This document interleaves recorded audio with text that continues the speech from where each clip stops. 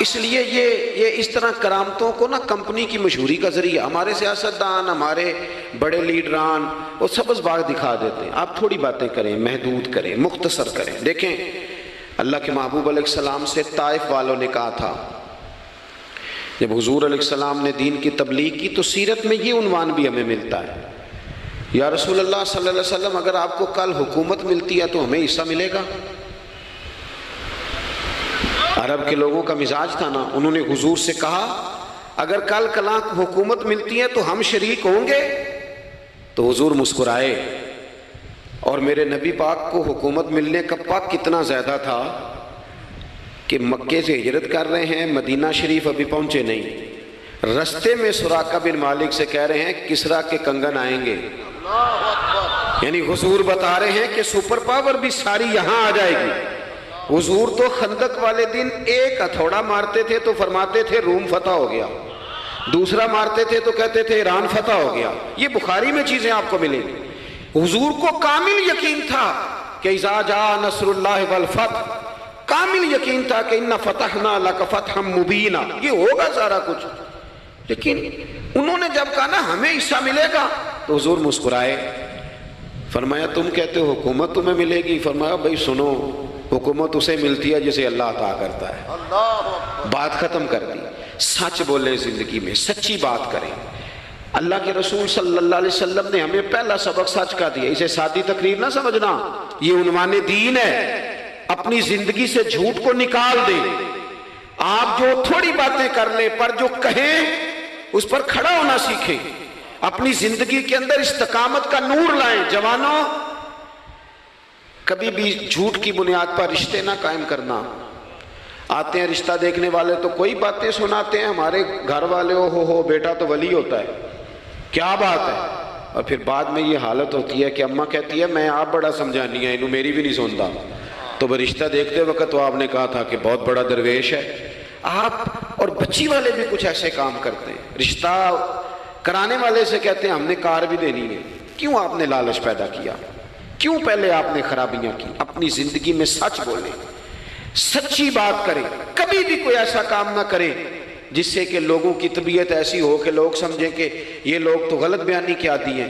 دیکھیں بخاری میں موجود ہے، سیرت کی تمام کتابوں میں الفاظ کے اختلاف کے ساتھ یہ اپنی اصل کے ساتھ یہ چیز ہر جگہ موجود ہے۔ حضرت ابو سفیان رضی اللہ تعالیٰ عنہ بعد میں مسلمان ہوئے، فرماتے میں جب شاہ روم کو حضور کا خط گیا تھا نا ہرقل کو، حضور صلی اللہ علیہ وسلم نے اس سے کہا کہ کلمہ پڑھ لو، خطوط لکھے نبی کریم نے۔ اس نے کہا یہاں ڈھونڈو کوئی عرب کا سردار اگر آیا ہو تو میں ملنا چاہتا ہوں۔ ابو سفیان کہتے ہیں میں بغرض تجارت وہاں موجود تھا، مجھے لوگ پکڑ کے بادشاہ کے پاس لے گئے، میں کلمہ نہیں پڑھتا تھا۔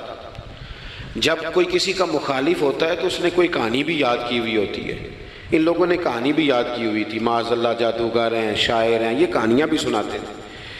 کہتے ہیں کہ مجھے وہ لے گئے، بادشاہ کے سامنے کھڑا کر دیا۔ اب بادشاہ نے سوالات پوچھے، میں کوئی حق میں نہیں تھا کہ میں حق میں باتیں کرتا، میں تو اس وقت تک کلمہ نہیں پڑھتا تھا اور جو کفار کہتے تھے وہ ساری باتیں میں نے کرنی تھی۔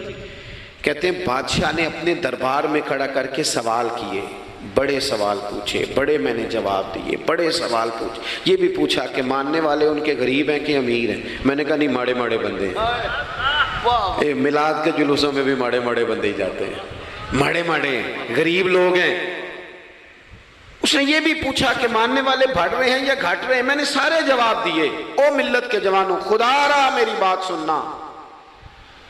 ابو سفیان کہتے ہیں غیروں کا دربار، سوال کرنے والا بھی کلمہ نہیں پڑھتا، ابھی جواب دینے والا بھی کلمہ نہیں پڑھتا۔ اس نے مجھ سے کہا کہ آپ نے بتایا کہ آپ رشتے میں چچا ہوتے ہیں، یہ بتاؤ وہ جنہوں نے اعلان نبوت کیا ہے کیا کبھی انہوں نے جھوٹ بھی بولا ہے؟ آج لوگوں نے نام نہیں بدل دیا جھوٹ کا، کچھ نے بہانہ نام رکھ دیا جھوٹ کا، جی میں نے بہانہ کر دیا تھا۔ کچھ کہتے ہیں جی وہ تو میں نے تو بس ایسے ہی بات، وہ تو میں نے مذاق کیا تھا۔ جھوٹ کے نام نہیں بدل دیے لوگوں نے۔ ابو سفیان کہتے ہیں مجھ سے بادشاہ کھڑا کر کے پوچھنے لگا کیا کبھی انہوں نے جھوٹ بھی بولا ہے؟ ابو سفیان کہتے ہیں کہ لمحے کے لیے میرے دل میں آیا کہہ دوں کہ بولا ہے، پھر میں نے کہا ایک تو یہ عرب کی وفاداری کے خلاف ہے، اور دوسرا میں کہوں گا وہ جادوگر ہیں تو شاید کو ایک سیکنڈ کے لیے توجہ کرے، میں کہوں گا وہ شاعر ہیں شاید کو توجہ کرے، اور مدینے والے نے جھوٹ بولا یہ تو مانے گا ہی کوئی نہیں۔ سنو سنو، جن چیزوں کو معمولی سمجھ کے ہم نے رائج کیا وہ ہمارا وقار لے گئی، دنیا ہم پر اعتماد نہیں کرتی۔ ہم اس ملک میں بستے ہیں جہاں زلزلہ بھی آئے تو غیر ملکی امداد کرنا چاہیں تو وہ کہتے ہیں حکومتوں کے ہاتھ میں نہیں دیں گے، خود جائیں گے۔ ہمارا یہ حال ہو گیا ہے کہ قوم پر اعتماد اٹھ گیا دنیا کا، ہمیں پلٹنا ہے، ہم نے دیکھنا ہے ہمارا رویہ کیا ہے، ہمارا انداز کیا۔ تھوڑی کر لیں باتیں، کوئی ضروری ہے صبح شام بولنا، تھوڑے کر لیں وعدے، تھوڑے دعوے کر لیں، کوئی ضروری ہے؟ سنو میرے عزیز، ابو سفیان کہتے ہیں کہ اس نے کہا کبھی جھوٹ بھی بولا ہے؟ میں سوچ میں پڑ گیا۔ بادشاہ نے پھر دہرا کے کہا سردار چپ کر گئے ہو، میرے آخری سوال کا جواب دو، کیا کبھی اس کریم نے جھوٹ بولا ہے؟ ابو سفیان کہتے ہیں میرے ہاتھ میں چھڑی تھی، میں نے وہ زمین پر رکھی اور میں کھڑا ہو گیا، میں نے کہا سردار سن، وہ میرے رشتے میں بھتیجے ہیں، میری بڑی مخالفت ہے، میں نے ان کے خلاف جنگیں لڑی ہیں، کبھی وہ غالب آئے کبھی میں غالب آیا، آج تک میں لڑ رہا ہوں، لیکن میں ایک بات تمہیں ذمہ داری سے کہتا ہوں، میں غیر نہیں ہوں، وہ میرے بھتیجے ہیں، میں نے ان کو ماں کی گود میں بھی دیکھا ہے، دادا کے کندھوں پہ بھی دیکھا ہے، چچا کے گھر میں بھی دیکھا ہے، ختیجہ کا دولہا بنے بھی دیکھا ہے، زینب سے لے کر فاطمہ تک بیٹیوں کو گود میں کھیلتے بھی دیکھا ہے، میں نے انہیں بدر اور احد میں آتے بھی دیکھا ہے، میرے سامنے پیدا ہوئے اور میرے سامنے ان کے بالوں میں سفیدی آئی، مخالفت اپنی جگہ پر میں تمہیں یہ بات ذمہ داری سے بتاتا ہوں، اس محبوب کی زبان سے جو بھی نکلتا ہے حق اور سچ ہی نکلا کرتا ہے۔ وہ اسیر دشمن کی چاہ میں بھی، مخالفوں کی نگاہ میں بھی وہ امی ہے، صادق ہے، معتبر ہے، میرا پیغمبر عظیم تر ہے، میرا پیغمبر عظیم تر ہے، میرا پیغمبر عظیم تر ہے۔ ابو سفیان کہتے ہیں میں یہ لفظ کہے تو کتنے ہی لوگ دربار میں رو پڑے، ایک سناٹا چھا گیا، کوئی صحابی نہیں وہاں، کوئی نعرہ لگانے والا نہیں، کوئی اپنا نہیں، لوگ رو پڑے۔ کہتے ہیں بادشاہ نے چادر اٹھائی کندھے پہ رکھی، کچھ دیر سوچتا رہا، پھر وہ چل دیا۔ میں نے پیچھے سے آواز دی، میں نے کہا تو نے اتنے سوال پوچھے، میں نے اتنے جواب دیے، کوئی رزلٹ بھی تو بتانا کیا نکلا، نتیجہ کیا ہے؟ تو بادشاہ نے پلٹ کے میری طرف دیکھا، کہنے لگا سردار نتیجہ تو نکل آیا نا یار، جس بندے نے بندوں سے جھوٹ نہیں بولا وہ یہ جھوٹ کیوں بولے گا کہ میں اللہ کا رسول بن کے آیا؟ اس نے او میرے بھائی اپنی زندگی میں سچ لاؤ، خدا را ہمارے گھروں سے لے کر حکومت کے ایوانوں تک ضرورت سچ کی ہے، ضرورت سچ کی ہے۔ دوسری بات، اپنی زندگی میں دیانتدار ہو جائیں، چھوڑ دے سامنے والا کیا کر رہا ہے، میں اپنے اس ممبر سے دیانتدار ہوں کہ نہیں، یہ میں نے اللہ کو جواب دینا ہے، میں نے اتنی عزت سمیٹی ہے دین کے نام پہ سمیٹی ہے، میں نے اللہ کو جواب دینا ہے۔ ہم سارا دھیان دوسروں کا رکھنے لگ گئے۔ حضرت خواجہ نصیر الدین چراغ دہلوی رحمۃ اللہ علیہ سے بادشاہ نے آ کے وظیفہ پوچھا تھا، حضرت کو وظیفہ بتائے، تو خواجہ صاحب فرمانے لگے اپنا کام دیانتداری سے کر، یہی سب سے بڑا وظیفہ ہے۔ اپنی زندگی میں دیانتداری، امانت داری، آپ اس طرح کے ہو جائیں کہ آپ جس طرح آپ سمجھے نا کہ یہ حرام جانور ہے تو میرے منہ میں جائے گا تو مجھے الٹی آئے گی۔ آپ کبھی دیکھیں نا کہ حرام گوشت کوئی آپ کو بتا دے، آپ دو لقمے آپ نے کھا بھی لیے، لطف آیا، تو کسی نے کان میں کہا یہ تو ذبح ہی نہیں ہوا تھا، بیمار تھا، تو الٹی آ جاتی ہے کہ نہیں؟ بولو کیا آ جاتی ہے؟ انسان کا ذہن قبول کرتا ہے حرام کھانے کو؟ 2 کلو گوشت پہ الٹی آتی ہے تو 2 کروڑ روپے پہ کیوں نہیں آتی؟ ہمارے ایک دوست ہیں یونیورسٹی کے لیکچرار ہیں، مجھے ایک دفعہ فرمانے لگے پیر صاحب عجیب بات ہے، ایک بندے کو نا کہیں جوتا پڑا مل گیا، بڑا قیمتی تھا پر ایک پیر تھا جوتے کا، ہماری دیانتداری کچھ اس طرح کی ہے، ایک پیر ملا، جوتا بڑا قیمتی تھا، مہنگا تھا، تو اس نے اس کا مالک ڈھونڈنا شروع، یہ کس کا ہے، یہ کس کا ہے، یہ کہ شور کر رہا ہے، لیکن تھوڑا سا آگے جا کے جوتے کا دوسرا پیر مل گیا، پر اس نے مالک ڈھونڈنا بند کر دیا، اس کو اب اس کا دوسرا پاؤں مل گیا تو اب اس نے، یعنی کئی دیانتدار بڑے دیانتدار ہیں لیکن دوسروں کے معاملے میں، اپنے معاملے میں نہیں، اپنی زندگی میں انصاف کریں۔ میں مسجد میں جمعہ پڑھاتا ہوں، میں نے ایک دن اپنے ایک مدرسے کے طالب علم سے پوچھا، بیٹا جمعرات کو میں نے پوچھا، میں نے کہا صبح جمعے میں تقریر کیا کرنی ہے؟ کہتے میں جو فیصلہ نہیں کیتا۔ میں کہا تو بڑا مولوی ہے نا، میں چھوٹا، میں تو جمعہ پڑھا کے شام میں فیصلہ کر لینا بھی اگلے جمعے کی بیان کرنا ہے۔ کیوں؟ میں چاہتا ہوں میں ممبر سے دیانتدار رہوں، میں ایک ہفتہ تیاری کروں، میں نے قوم کو اللہ رسول کا دین بتانا ہے۔ میرا یہ مقصد تو نہیں ہے کہ 1 گھنٹہ مجھے ملے تو میں نے کسی طریقے سے اسے پار کرنا ہے۔ آپ اپنے کام کے ساتھ ہمیشہ دیانت کا مظاہرہ کریں۔ اگر آپ دیانتدار ہو جائیں، حضرت سعید بن عامر رضی اللہ تعالیٰ عنہ کو حضرت عمر نے کہا میں آپ کو ایک صوبے کا گورنر بنانا چاہتا ہوں، رو پڑے، فرمانے لگے اس قابل نہیں ہوں۔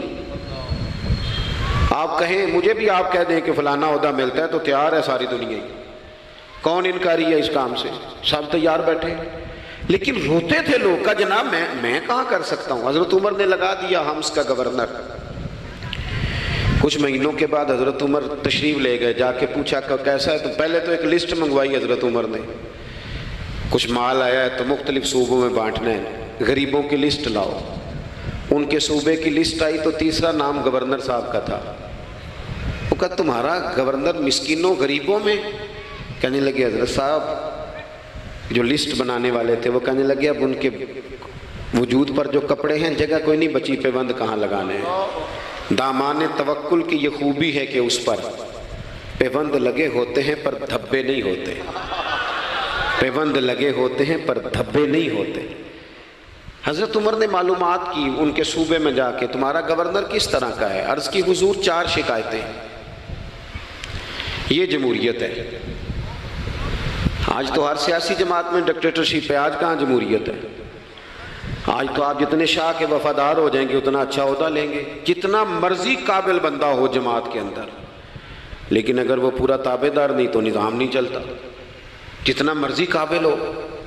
حضرت سعید بن عامر رضی اللہ تعالیٰ عنہ 4 شکایتیں، عام آدمی شکایتیں کر رہے ہیں۔ حضرت عمر نے کہا کون کون سی؟ تو انہوں نے کہا جی پہلی شکایت یہ ہے کہ ہمارے گورنر، توجہ ہے میرے بھائیوں کی، انہوں نے کہا جی پہلی شکایت یہ ہے کہ گورنر صاحب صرف دن کو ملتے ہیں، انہیں رات کو بھی لوگوں سے ملنا چاہیے۔ دوسری شکایت یہ ہے کہ جب شروع میں آئے تھے تو فجر کے بعد بیٹھ جاتے تھے، مسائل سنتے تھے، اب سورج نکلنے پر اشراق چاشت کے ٹائم 8، 9، 10 بجے آتے ہیں۔ تیسری شکایت یہ ہے کہ ہفتے میں 1 دن ملتے ہی نہیں۔ چوتھی شکایت یہ ہے کہ کبھی کبھی ایسے رونے لگتے ہیں، بیٹھے بیٹھے بے ہوش ہو جاتے ہیں، تو آپ نے دیوانہ آدمی ہمیں دے دیا ہے۔ حضرت عمر فاروق رضی اللہ تعالیٰ عنہ نے حضرت سعید بن عامر کو مجمع میں پوچھا، جناب آپ پبلک کے نمائندے ہیں، آپ کو سوالوں کے جواب دینے چاہیے، بتلائیے نا۔ اور یہ پبلک کے نمائندے صرف سیاستدان نہیں ہوتے، پیر صاحبان بھی ہوتے ہیں، مسجد کا خطیب بھی ہوتا ہے۔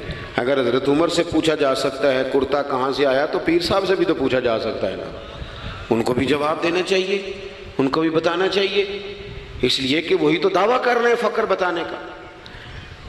تو حضرت عمر نے 4 سوال کہا، سعید آپ کے ذمے 4 سوالوں کے جواب ہیں۔ تو حضرت سعید بن عامر نے گردن جھکائی، کہنے لگے پہلے ہی کہا تھا میں گورنری کے قابل نہیں۔ فرمایا اب تو بن گئے ہونا، جواب تو دینا ہے، حضور بتلائیے۔ فرمایا پہلا سوال آپ سے یہ ہے کہ یار لوگ کہتے ہیں رات کو کام پڑ جاتا ہے اور آپ ملتے نہیں۔ تو حضرت سعید بن عامر نے اپنی داڑھی پکڑ لی، عرض کی حضور یہ ساری سفید ہو گئی ہے، بڑھاپا ہے، دن مخلوق کے لیے رکھا ہے، رات اپنے رب کے لیے رکھی ہوئی ہے۔ اگر پھر بھی کسی کو شوق ہو تو سعید بن عامر جب بھی ملے گا مسجد میں ملے گا، ساری رات بارگاہ ربوبیت کی او سنگیو تھوڑا مسلح بھی یار مضبوط کر لو، تھوڑا سا نا، ہم نہ تھک گئے ہیں فون سن کے۔ بہت سارے لوگ ایسے ہیں جن کے وجود نہیں اتنی تھکے جتنے دماغ تھک گئے، کمنٹس پڑھ کے، کمنٹس دے کے، رائے دے کے، بڑے بڑے باصلاحیت لوگوں کے حافظے کمزور ہو گئے ہیں۔ خدا را اپنی صلاحیتوں کو زنگ لگا لو گے۔ یہ تو جتنے لوگ ہیں میڈیا چلانے والے، ان کو تو میڈیا چلانا ہے، اور اب تو پتہ نہیں کتنے چینل اور کتنے لوگ اور سوشل میڈیا پہ کتنے، اور ادھر کتنے تو ادھر کتنے۔ خدا را کچھ وقت اگر مسلح پہ ملے تو آپ یقین کریں روح تازہ ہو جاتی ہے. لمبی لمبی دعائیں مانگیں، اپنے رب کو اپنے دکھ سنائیں، رسول پاک کی بارگاہ میں یہ نذرانے پیش کریں، آپ محسوس کریں گے وجود طاقتور ہو گیا. حضرت سعید بن عامر کہنے لگے رات مصلی پہ گزارتا ہوں. دوسرا سوال آپ سے یہ کرنا تھا کہ یہ لوگ کہتے ہیں کہ آپ پہلے فجر میں آ جاتے تھے، اب اشراق چاشت کے بعد 9-10 بجے نکلتے ہیں. تو حضرت سعید بن عامر نے گردن جھکائی، کہا یہ میرا راز تھا، میری پرائیویٹ بات تھی. کہا جناب اب تو لوگوں کا سوال ہے. تو آپ فرمانے لگے میرے گھر میں خادم کوئی نہیں، غریب آدمی ہوں، بیوی بیمار ہو گئی ہے. 35 سال اس وفادار عورت نے میری ڈیوٹی کی ہے، بیماری میں چھوڑ دوں تو وفاداری تو نہیں نا. سویرے اٹھتا ہوں، گھر کا کام کرتا ہوں، پھر بیوی کے لیے ناشتہ بناتا ہوں، اسے کھانا کھلاتا ہوں، تیاری کرتے آتے دیر ہو جاتی ہے. دوسرے سوال پر لوگ رو پڑے. کہا تیسرا اعتراض آپ پہ یہ ہے کہ ہفتے میں ایک دن ملتے نہیں. تو حضرت سعید بن عامر کہنے لگے میں نے کہا تھا میرا پردہ نہ کھولا جائے، میں بڑا راضی ہوں رب کی عطاؤں پہ، میں کیوں کسی کے سامنے اپنا دکھ بیان کروں. گردن کو جھکا دیتا ہے خیرات کا پتھر، جہاں میں مانگنے والوں کے سر کبھی اونچے نہیں ہوتے. اور غیرت ہے بڑی چیز جہانے تگ و دو میں، پہناتی ہے یہ فقر کو تاج سردارا. آپ موقع دیں جی، بڑی مہربانی، چھوڑ دیں جی، تھوڑی 1 منٹ صرف جی ہمیں دیں، بولیں نہیں پیار سے جی، ناراض نہیں ہونا، آپ ہمیں موقع دیں. بات بھی اب تقریباً قریب ہونے کے قریب آئی. کہا حضرت سیدنا سعید بن عامر رضی اللہ تعالیٰ عنہ نے فرمانے لگے میں نے کہا تھا یہ میرا پردہ ہے، یہ نہ سنایا کریں آپ دکھ لوگوں کو. یہ غریب کہتے ہیں میں کسی امیر کے ساتھ لگ جاؤں گا تو کچھ بھی نہیں بنتا، چھوڑ دیں آپ. دکھڑے رب رسول کو سناؤ، خیرات بھی ملے گی اور عزت بھی ملے گی، وہ دیں گے اور کسی کو بتائیں گے بھی نہیں. حضرت سعید بن عامر رضی اللہ تعالیٰ عنہ سے تیسرا سوال ہوا. کہا جناب آپ ہفتے میں ایک دن ملتے نہیں. تو فرمانے لگے میرا راز تھا پر بتا دیتا ہوں، جوڑا ایک ہی ہے میرے پاس، ہفتے میں ایک دن دھو لیتا ہوں، پھر بیوی کے کپڑے پہن کے سارا دن بیٹھا رہتا ہوں. اگر دوسرا جوڑا ہو تو یہ کام نہ کروں. حضرت عمر رو پڑے. کہا جلدی سے چوتھے سوال کا جواب بھی دے، کبھی کبھی روتے ہو تو بے ہوش ہو جاتے ہو. وہ پھر رو پڑے. عرض کرنے لگے حضور 40 سال کی عمر میں کلمہ پڑھا، میرے سامنے حضرت خبیب کو پھانسی دی گئی مکے میں. جب وہ اپنی پچھلی غلطیاں یاد آتی ہیں تو پھر رو پڑتا ہوں، یاد ماضی عذاب ہے یا رب. میں تکلیف میں آ جاتا ہوں، سوچتا ہوں اگر اللہ نے سوال کیا تو کیسے جواب دوں گا، اس لیے برداشت نہیں ہوتا تو رو پڑتا ہوں. 4 سوالوں کے جواب دیے تو حضرت سعید بن عامر کہنے لگے اب آپ نے مجھ سے سوالوں کے جواب تو لے لیے، اب میری سزا کا بھی تو اعلان کریں نا، بتائیں نا. تو حضرت عمر نے ہاتھ اٹھائے اور کیا لفظ کہے. کہے اللہ میرے نبی کی امت کو اس طرح کے کچھ اور لوگ بھی عطا فرما، کچھ اپنی زندگی میں دیانتدار ہو جائیں. تیسری بات آپ کی خدمت میں عرض کرنی ہے، رسول پاک صلی اللہ تعالیٰ علیہ وسلم نے نا ہمیں خالص کیا ہے. حضور کا سارا دین اخلاص کا درس دیتا ہے. یہ جو ریاکاری ہوتی ہے نا، نوجوانوں میری بات پہ غور کرنا، یہ جو ریاکاری ہوتی ہے نا یہ بنیادی طور پر اداکاری ہوتی ہے. اداکاری بندہ زیادہ کر نہیں سکتا، تھک جاتا ہے. مخلص زندگی وہ ہوتی ہے جو آپ نارمل جیتے ہیں. مخلص آپ ہوتے ہیں جب آپ اپنی والدہ کے پاس نہیں بیٹھے ہوتے. آپ نے جب 5 سٹار ہوٹل میں روٹی کھانی ہے نا تو پھر آپ کو پلیٹ کے ساتھ ٹیشو پیپر بھی ساتھ رکھنا پڑتا ہے. پھر رج کے روٹی کھائی بھی نہیں جاتی. رج کے کب کھائی جاتی تھی؟ میں ایک جگہ مجھے بڑے اچھے ہوٹل میں رکھا گیا اور مجھے بڑا انہوں نے محبت کی. تو جب میں لوٹ رہا تھا نا واپس پاکستان تو مجھے کہہ رہے تھے آپ کو مزہ تو آیا ہوگا. میں نے کہا نہیں جی، سچ پوچھیں تو پھر یہ ہے کہ مزہ جب ہی آتا تھا جب اماں سویرے روٹیاں پکاتی تھی. وہ کہندی سی پتر ہے پیڑا نہ اتنے کول ہی لے آیا. تو اس کے پاس بیٹھتے تھے تو پھر اماں جب سالن دیتی تھی تو کہتی تھی ہور نہیں ہو ملنا، دوجیاں بھی دینا ہے. اور پھر لطف اس وقت آتا تھا جب بار بار کہتے تھے اماں جی چلو تھوڑا جاتے تھے ہونا ہونا، تھوڑا سا. تو پھر اماں کئی دفعہ کہتی تھی کہ میں نے وہ اس سے نکال کے فریج میں رکھ دیا, بڑے بھائی نے کام سے آ کے روٹی کھانی ہے, اب یہ برتن ہے اسی کو صاف کر لے. او بھائی, میں نے اپنے ابا جی کو دیکھا خودداری کا. میں نے ایک دن ان سے پوچھا, میں کہ ابا جی تو انہوں پسند کیے, ہم پڑھتے تھے نا انٹرویو اخباروں میں, تو 2-4 سوال ہر بندہ پوچھتا تھا. اب تو انٹرویو زیادہ لوگ لیتے ہیں, تو اب تو کبھی اتنا موقع ہی نہیں ہوتا کس کا سنیں, کیا کریں, یہ تو چھوڑ دیا کام. اخبار میں کبھی انٹرویو آتا تھا تو مسجع مکفہ ہوتا تھا, لکھنے والے بھی اچھے ادیب ہوتے تھے, جملے چبھتے نہیں تھے طبیعت. تو 2-4 سوال بڑے ضروری ہوتے تھے, پھول کون سا